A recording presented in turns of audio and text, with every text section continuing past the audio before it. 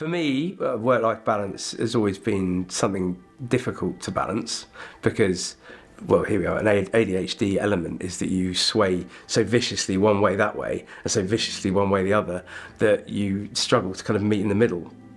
But I think if you want to be the best you can be in any industry and whatever you do, I think that takes a certain amount of sacrifice and time and energy, both physical and emotional. With the staff that I have coming through the SHB ranks, we try to make them the best that they can be, and that sometimes means putting them outside of their comfort zone. People who don't like doing presentations, for example, you want to get them doing it.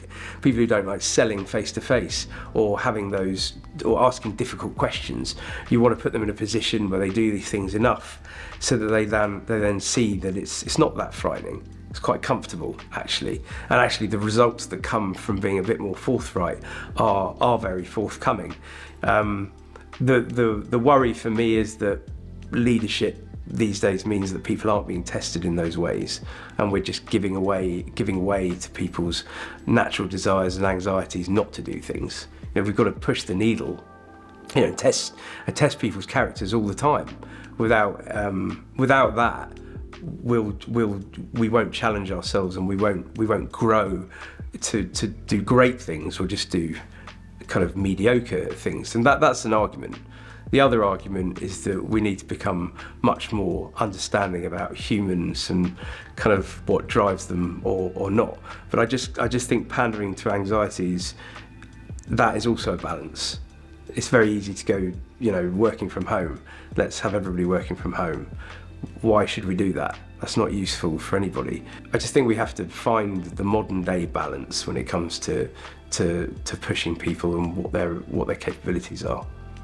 I think work-life balance is massively important for not just me, but for everyone, I think. I've always worked hard. You wake up, and as soon as I've woken up, I'm kind of thinking about work generally, and how I can structure my day.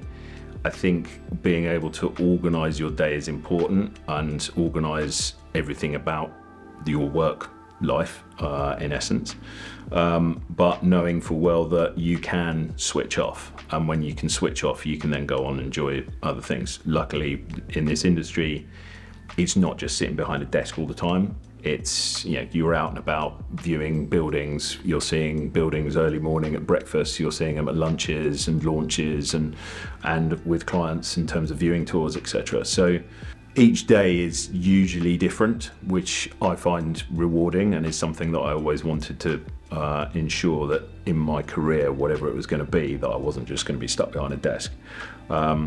And we're also fortunate enough to be able to do other things like get invited to events and networking events and things like that, which also breaks up that work-life balance. And then, as soon as I'm home, yes, I'm still working here and there, whether it be on the train, etc. As far as I'm concerned, my clients need me whenever they need me, and sometimes that is after hours, but it's just one of those things. But then weekends wise, I'm generally turned off, and that's it. I'm sort of home life, family life, and doing what I like to do. So I think that's important. How has it changed? I think COVID massively changed it, because when everyone suddenly found themselves sitting at home working, and your commute was basically from your bedroom to your kitchen or your dining room or wherever, or study or wherever it is, I found it personally very, very difficult to turn off and have that switch in your head when you're sort of moving from one room to another, whereas I actually enjoy the commute. It was something that I didn't necessarily enjoy pre-COVID, but it's now something I actually respect. And my journey's only an hour in, but I find that hour in, the sort of segue between home and work life, which I think is important. And during COVID, you didn't have that, so I found it very difficult. And I'm pretty sure I'm not the only person either, so yeah.